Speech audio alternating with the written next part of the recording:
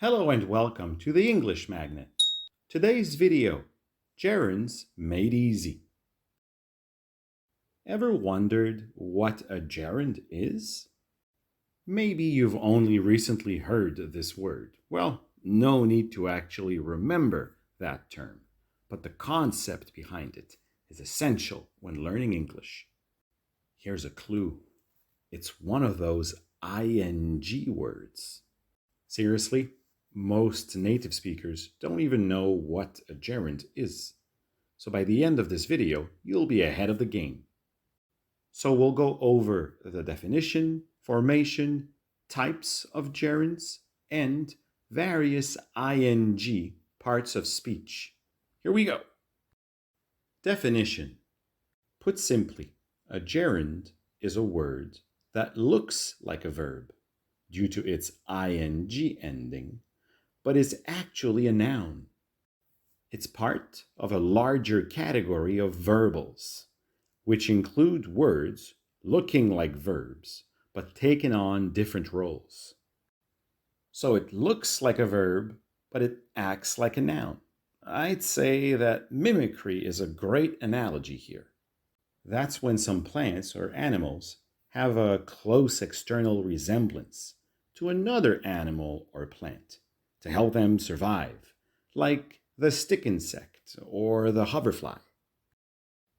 The stick insect is a bug, but it looks like a twig, and the hoverfly looks like a wasp, but it's just a colorful fly. Well, it's the same here, although granted, gerunds aren't as cool. The main takeaway from this part is that some ing words aren't always verbs. It depends on the context or sentence. Formation. All right, so gerunds and present participles, the continuous form of verbs, are formed the same way. You simply add ing at the end. Example: cook, cooking; play, playing; taxi, taxiing. And yes, there are a handful of exceptions. Let's look at them. 1. Remove the final E when the base form ends in E. Example: bribe, bribing; commercialize, commercializing; giggle, giggling. Keep in mind that be and verbs ending in EE don't lose an E. Example: be, being; disagree, disagreeing; referee, refereeing. 2. Double the final consonant of a short base form ending with the pattern consonant, vowel, consonant. In other words, a one-syllable or two-syllable verb ending in CVC usually doubles its final letter before adding ing. Example: transmit, transmitting; wrap, wrapping; zigzag, zigzagging. But we don't add a W or an X. Example: slow, slowing; relax, relaxing. 3. Base forms ending in IE will swap these vowels for a Y plus ing. Example: tie, tying; but not pie, pie, pieing. 4. Base forms ending in C add K plus ing. Example: magic, magicking. Types. Now, it helps to use gerunds in sentences to understand their role. It's all about context. When the ing form is used to talk about a continuous action, that action is taking place as we speak. For instance, Sophie is running, which means that Sophie is currently moving quickly thanks to her legs. Here, running is a verb in the form of a present participle. However, when the ing form is used as a gerund, the action is not taking place. Instead, it's focusing on the activity as a whole and not a single instance. Moreover, since a gerund acts as a noun, it can play different roles. How about looking at some of them? As a subject. Jogging is awful in the winter. Here, jogging is about the activity in general, not a specific time someone is jogging. And it's the subject of the sentence. Traveling to a new country always cheers me up. Here, I'm not traveling at the moment.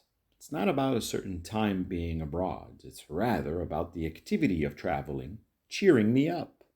It's also the subject of the verb cheers. As an object. I can't stand waiting in long lines. Here, waiting is an object. It answers, I can't stand what? The activity of waiting. My sister admitted stealing the last piece of cake. The verb here is admitted, but admitted what? The stealing of a piece of cake. Again, the gerund stealing fills the function of an object. After a preposition. Several structures require a preposition followed by a gerund.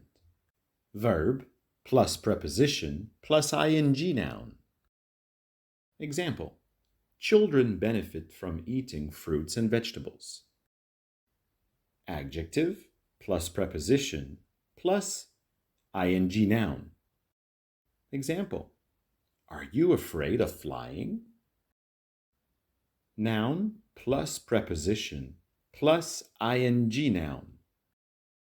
Example: we all have a problem with scheduling on Fridays. In compound words. Gerunds can help form compound words. These are formed by combining two or more individual words to create a new word and its own distinct meaning.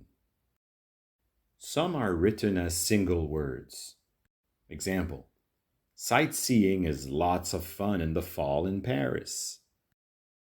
Many landlocked countries don't know much about shipbuilding. Others are written as separate words but convey a single idea. Example: I need advice on how to improve my decision making. Mountain climbing is an expensive hobby. And some are connected by a hyphen. Example: people are exasperated by governmental foot dragging. Please note that most hyphenated compound words are adjectives, not nouns. Gerunds versus present participles versus adjectives. Now we know that gerunds are nouns ending in ing, but we still need to clarify the distinctions with other possible roles for these words. So apart from a gerund, we might be dealing with present participles.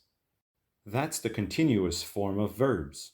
You will encounter them accompanied with an auxiliary in the present, past, and future continuous. The key is that the present participle, or the verb, refers to a specific instance of the action happening. It shows the occurrence of the action, clearly a verb. Example: you are listening. We were learning with chalk and blackboards. As soon as they come in, they will be reviewing our work. Adjectives. Some ing words are adjectives. These words are used to qualify or describe a noun. Usually, ing adjectives describe the cause of an emotion, and most adjectives are either attached to a noun or follow the verb to be. Example: this lesson is so exciting. Or perhaps it's a tad boring. Do you see the stunning toucan? All right, time to compare all three with a classic, going. Try to guess whether we're dealing with an adjective, a gerund, or a verb. Going to the party will be fun. Gerund. It's the subject of the sentence, and it acts like a noun. She's going to the office in a minute. Present participle or verb. It describes the action of moving from one place to another. The going rate is no longer acceptable. Adjective. It qualifies the rate. It tells us how the rate is. In this case, usual is a synonym. One more for good measure. Running. An hour ago, they were running a marathon. Present participle or verb. It shows they made the action of competing in a race. There's no running water after 9 o'clock in the morning. Adjective. It describes the water. That's the kind of water, like tap water or flowing water from pipes. We enjoy running by the canal. Gerund. It's the object of the sentence. We enjoy what? Running is a noun here. In a vacuum, ing words have lots of potential. The better you can identify the role they play in a sentence, the greater your understanding. So there you have it. When in doubt with an ing word, pause and look at its role in the sentence. It's either a verb, an adjective, or a noun, aka gerund. Repetition leads to mastery, so if you're in the mood, be sure to watch more of our videos. Hopefully, this has been helpful. A link to some free material to practice by yourselves can be found in the description below. Keep practicing, and you'll get the hang of it. Thank you for watching. Until next time.